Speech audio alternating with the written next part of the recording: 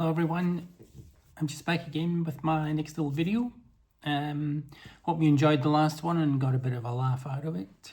And I'm going to be doing a video on stamp collecting for tennis themed stamps. So I specifically want to show you in this video Australian stamps that are related to the Australian Open Grand Slam. I thought I'd start with that one first because I live in Melbourne in Australia, so this is the most associated tournament for me to go and view and spend some days at. So I've chosen to do a separate video on the Australian Open at the moment.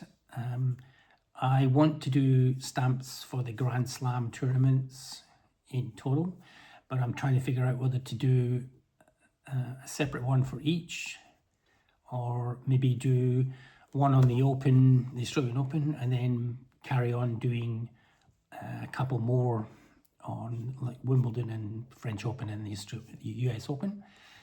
And then after that, I was thinking of doing another one with stamps that are specifically wonderful to look at, to see, and of great interest, I think, to everyone when you see what they look like.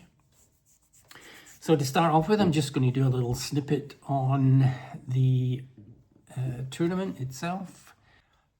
The tennis centre in Melbourne is called the National Tennis Centre. It's also locally known as Rod Laver Arena. If there's any events on there, people just generally say it's on at Rod Laver Arena, but they actually mean the tennis centre in Melbourne. And the main arena is called Rod Laver Arena after the Australian player, Rod Laver, who won 11 Grand Slam tournament singles titles and completed the Grand Slamming of the Grand Slam, winning all 4 majors in the same calendar year. That was in 1962 and in 1969. Personally, I consider a Grand Slam win in the same year as a true Grand Slam. A lot of people will accept a Grand Slam win if it was done in the 4 consecutive tournaments, not necessarily in the same year. But it's a matter of choice as to whether you're a true tennis fan or not, whether you accept that. So the centre was first known as Flinders Park, and it's substantially grown since then. There's a lot of show courts now, and there's also more outside courts were established since it was created back in 1988.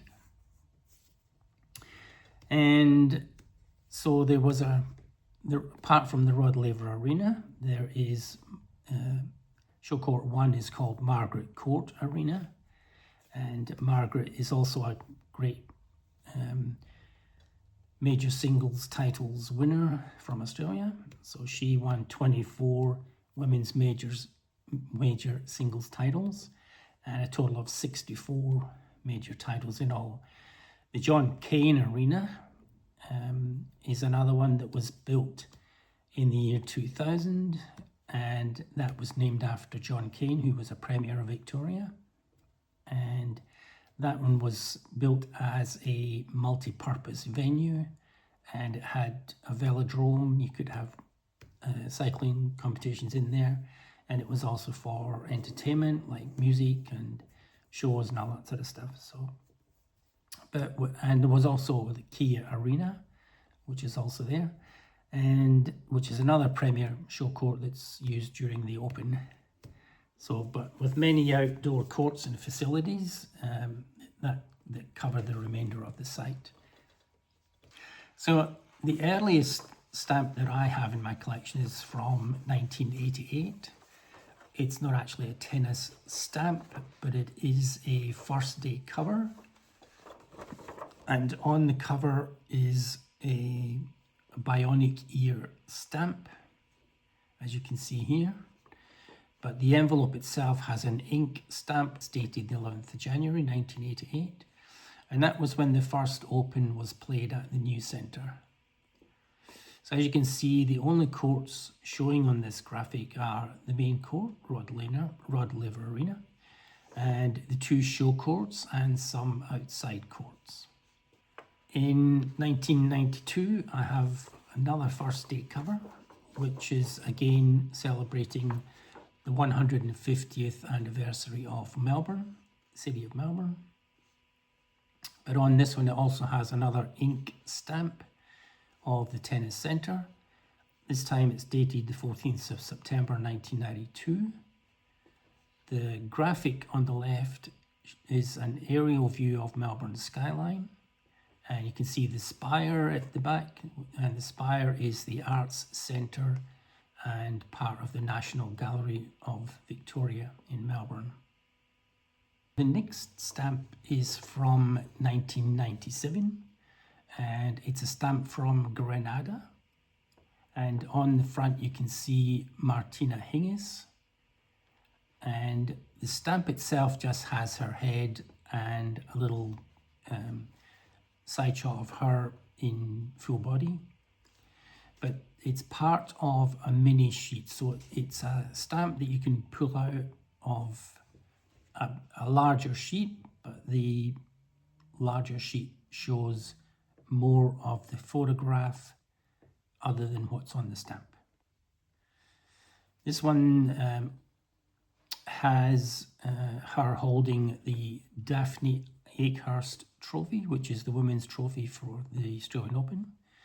And this was part of a set of 8 stamps. This one plus 7 others of various players, which you can see.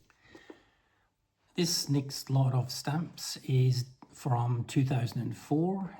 It's a set that was brought out for the Australian Open, and it just shows, as you can see, an image of the Earth, like planet Earth, and you can see in colour is the Australian map, and this is basically showing where Australia is on the map of Earth. And it also shows the Southern Cross stars, which are associated with the Southern Cross in Australia. You can also see the Australian Open logo in colour of the serving man, which is basically what it's called, the serving man, and it's the one that's still in use today. Also, other graphics of the venue showing the Rod Laver Arena, Margaret Court Arena, and outside views of the venue itself. Now in 2005, it was the centenary of the Australian Open, so the first tournament was in 1905 at a place called the Warehouseman's Ground. It was a cricket ground, and that's where the first tournament for the Australasian Open tennis, as it was called at that time, because Australasia included New Zealand. And this time you can see it's similar to the last one, but it's a centenary, produced for the centenary of the Open. It had a stamp showing a kangaroo, the Australian flag, and again the Southern Cross stars, and also the serving man logo, but it had 1905 to 2005 written above it. And because the year of 2005 celebrated the centenary of the Open, there were many souvenirs on sale for that special event. Graphics again surrounding stamps showed the centre, the venue. Also along with that in 2005 were 2 individual stamps brought out. One has the graphic of a lady player on it at the current Australian Open site of Melbourne Park, or the tennis centre. And the male stamp is a graphic of the Warehouseman's cricket ground, where the first tournament was played in 1905. So these were stylized graphics, they were not specific players.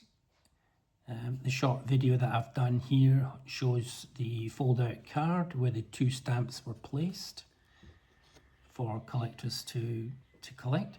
The second little video is of a booklet explaining why the stamps were produced, and it also had some history of the 100 years of the tennis tournament and what changed in that 100 years.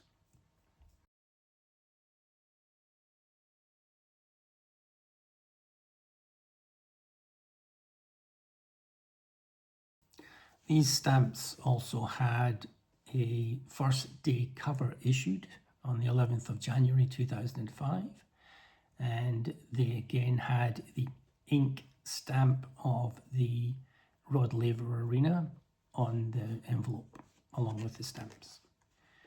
Postcards were also issued for these two single stamps. In 2012, there was a sheet of stamps brought out to celebrate the 100th championship, the 100th men's championship of the Australian Open. This sheet of stamps was in two versions. One was mainly blue colours, and the other one was the same stamp, but the serving man logo was in colour, and that was the only difference between the two stamps. The stamps themselves were only a graphic of the Southern Cross stars against the night sky plus the serving man logo. Okay, so that's all I have at the moment for stamps for the Australian Open. I have decided I will probably do another stamps video, but I'll wait until the next Grand Slam comes up, and then I'll do stamps for that specific Grand Slam. And if there's anything else for that Grand Slam that I want to chuck in, so long as the video is not too long, I will do that. So I appreciate you watching again, if you have, and hope you did enjoy it. It's not as long as time, about 11 and a half, 12 minutes, thereabouts. I'm going to try and keep them a bit shorter as I can, just so that you're not getting bored, which I hope you're not getting bored. But so yes, till the next time, thank you very much for watching again, and look after yourselves, keep well, and I'll see you on the next video. Bye.